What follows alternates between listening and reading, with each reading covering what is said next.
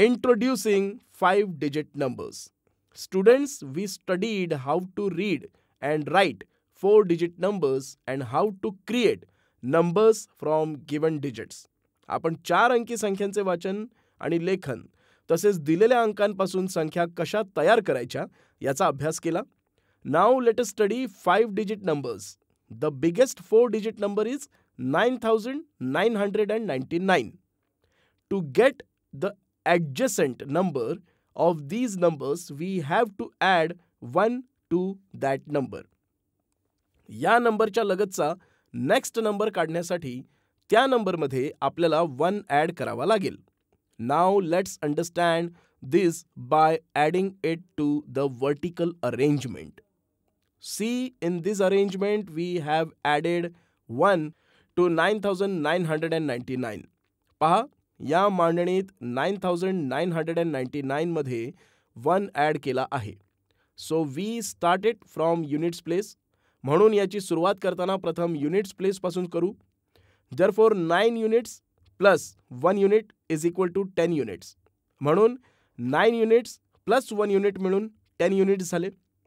That gives 110 carry over. त्याचा 110 carry over तयार झाला. Therefore write that in tens place. म्हणून तो tens place मध्ये लिहू. Now in tens place add 9 tens plus 1 10 which is equal to 10 tens. आता tens place मध्ये 9 tens plus 1 10 मिळून 10 tens झाले. And 10 tens means 100. आणि 10 tens म्हणजे 100. Write that in the hundreds place. ते 100 place मध्ये लिहू.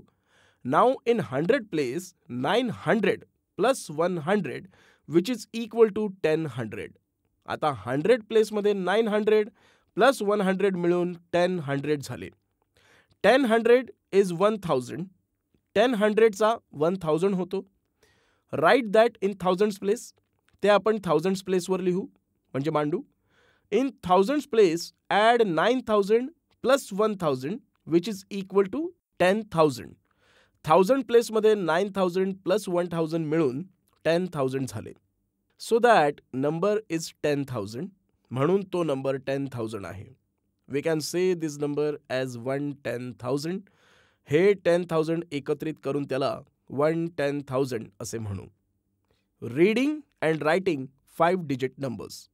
Students, while reading 5-digit numbers, we always start from 10,000 place. 5-digit numbers चे वाचन करताना start 10,000 पासून करावी. For example, 45234.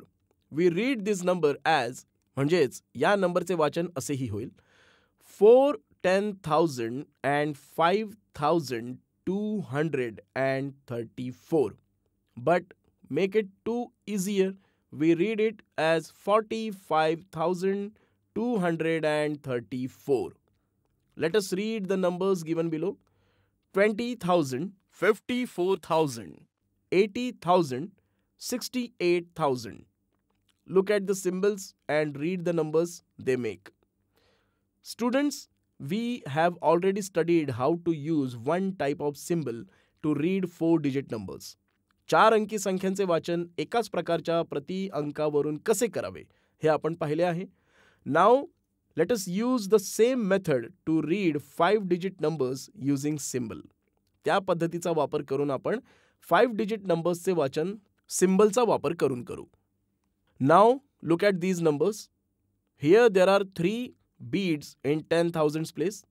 1 bead in thousands place.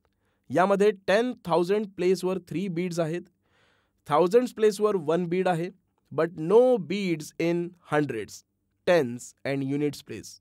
मात्र hundreds, tens and units house मध्ये एकही bead नाही. So tell me which number is this? मग सांगा बरं हा नंबर कोणता आहे? Sir, this number is 31,000. Correct. Which number is this? ही संख्या कोणती आहे? Here there are 5 beads in 10,000 place and 1 bead in units place. या नंबरमध्ये 10,000 place वर 5 beads and units place वर 1 bead आहे. But no beads in thousands, hundreds and tens place.